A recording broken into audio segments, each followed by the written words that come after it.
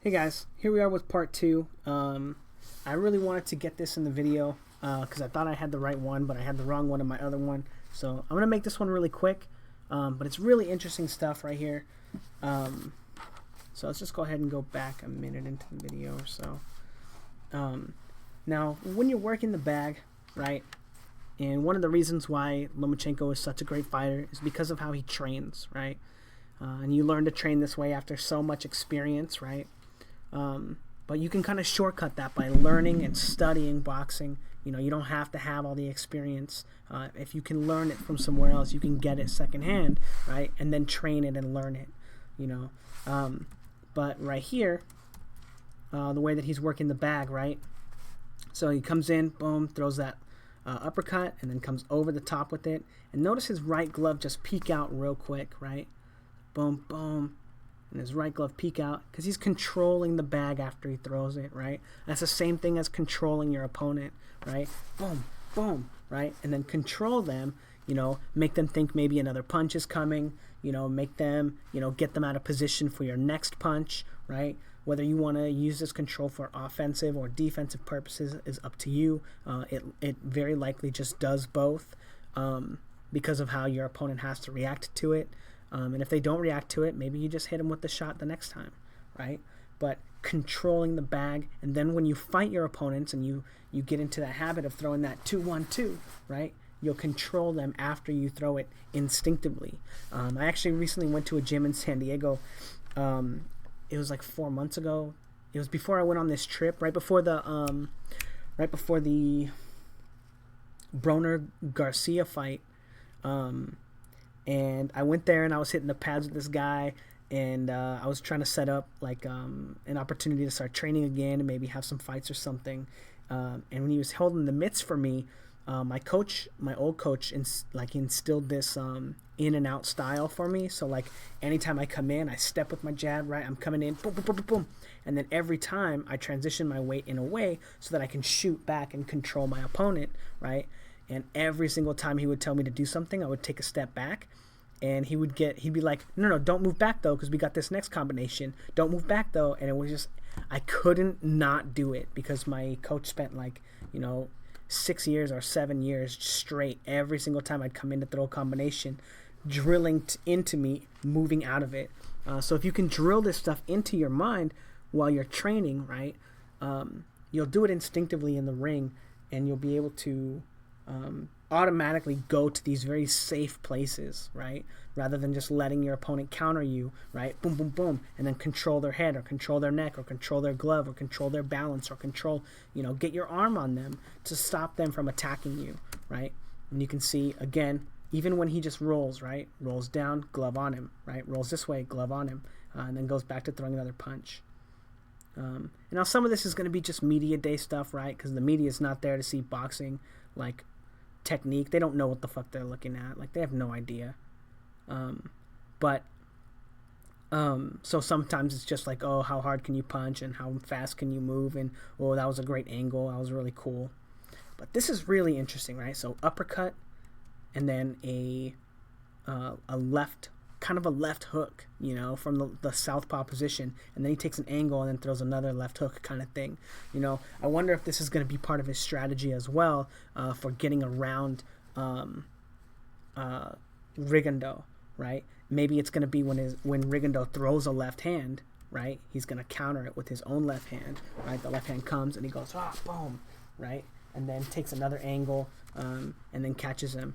I wonder when he's going to be employing that, because it's something that he's doing on the bag a lot. But look at this combination right here. This is beautiful, right? When you're training, right, control the bag. So he gives it some control, right? Like you're probing, and then a jab, a feint to the body, right? And then boom, he actually commits to a shot.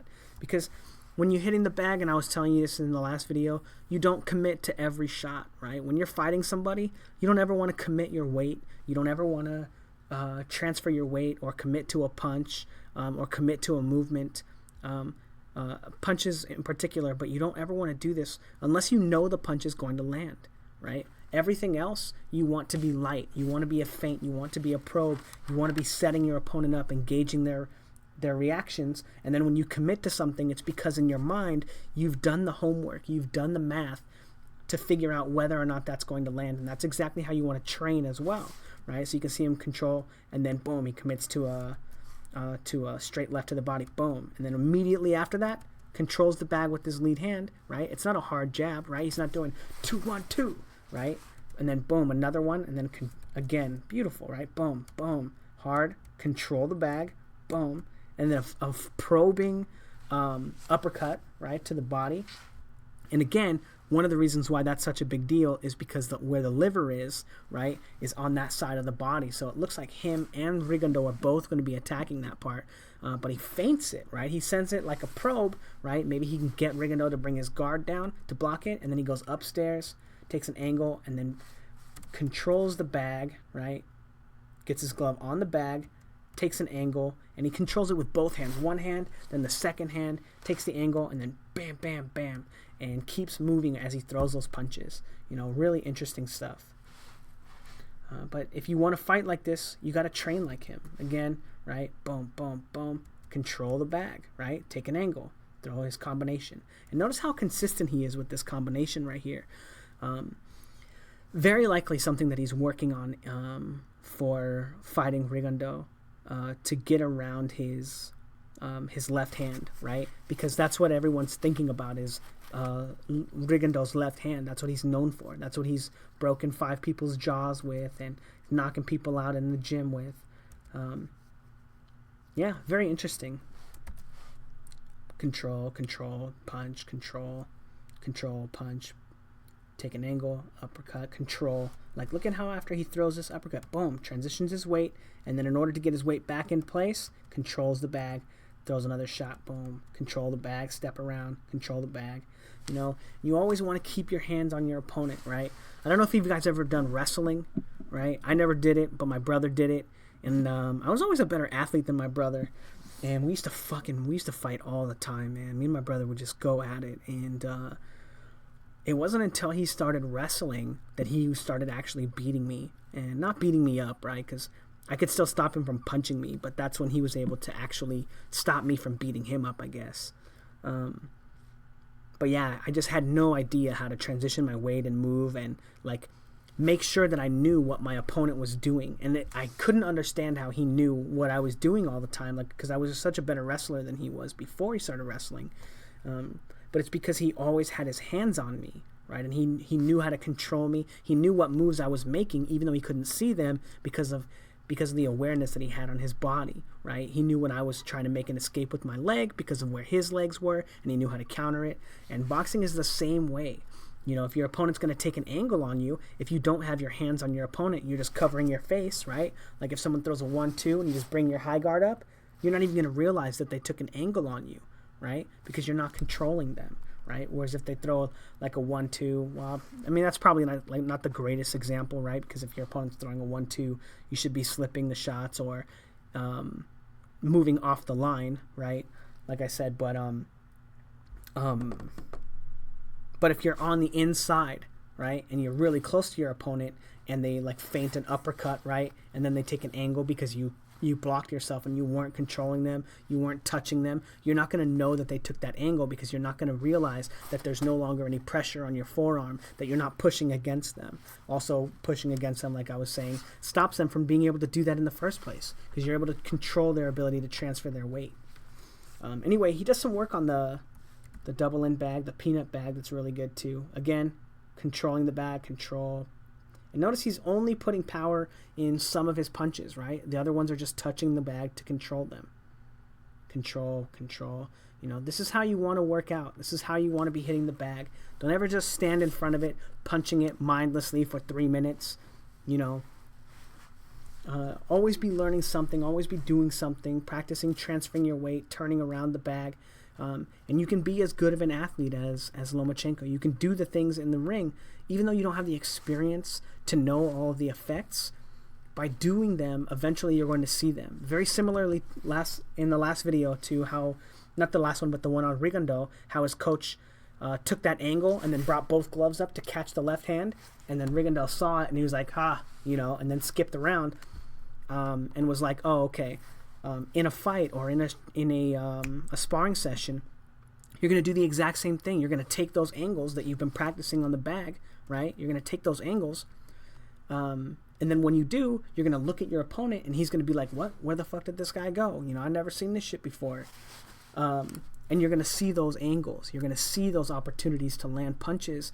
And just like Rigondeaux did after that training session, every single time his opponent or his coach took that angle and turned and pivoted, he threw the left hand after that every single time. And you're going to see those openings, right? But you got to start training in a way that's going to allow you to see them before you have to go A to B, not C to B. You know, you don't just like, oh, they're there, and then start making the opportunities to take them. You need to take the opportunities to find out where they are so you can see them. I hope I'm explaining that right, but we're going to move on regardless because I don't feel like talking about it. So this is really interesting. So in the last one, it was more of a fun workout, right? It wasn't like super serious, but in this one, you really get a chance to see him controlling the bag before he punches it, right? So like right here, it's moving all crazy, right? So it's all crazy. So what does he do? He shows it a double jab, and then he sticks his glove out there and then controls it, right? Notice that's not a punch, right? That's just to slow the bag down so you can land a 2. Slow the bag down, control it, right? That's exactly what you're doing to your opponent, right? Control, boom, 2, boom, control 2, control 2, control 2, right?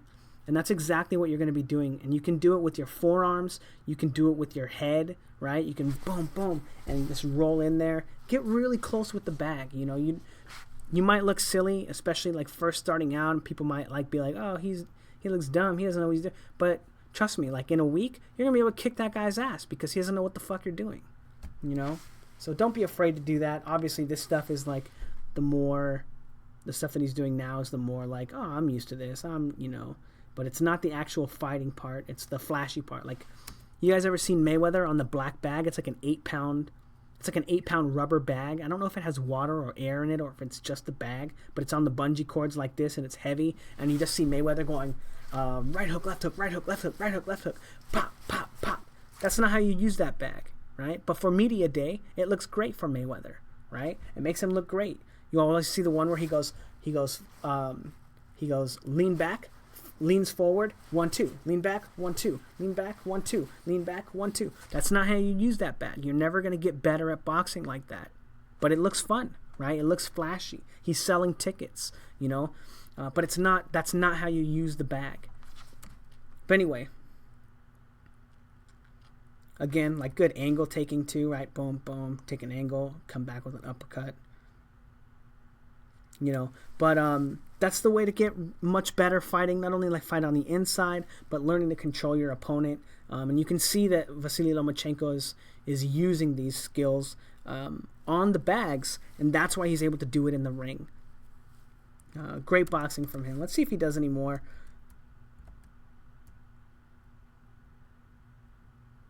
Let's see if he does any cool stuff. Oh, right there. Boom. When he takes that angle, right? He controls the bag again, pivots off, right? Boom, and then comes back with the uppercuts. Controlling the bag, even though he didn't do anything off of it right there. I love that. So look at his hips right here, right? So boom, turns his hips just like he threw a straight left hand, and that's how he takes his angle into pivot, right? Make sure that when you're practicing all this stuff, everything that you do comes from your ability to turn your pivots and transfer your weight so that you can move from the next spot. Remember Erickson Lubin? Remember when he tried to roll a shot that he should be slipping, right? But he didn't transfer his weight at all. His weight stayed in the same spot. That's what happens when you do that.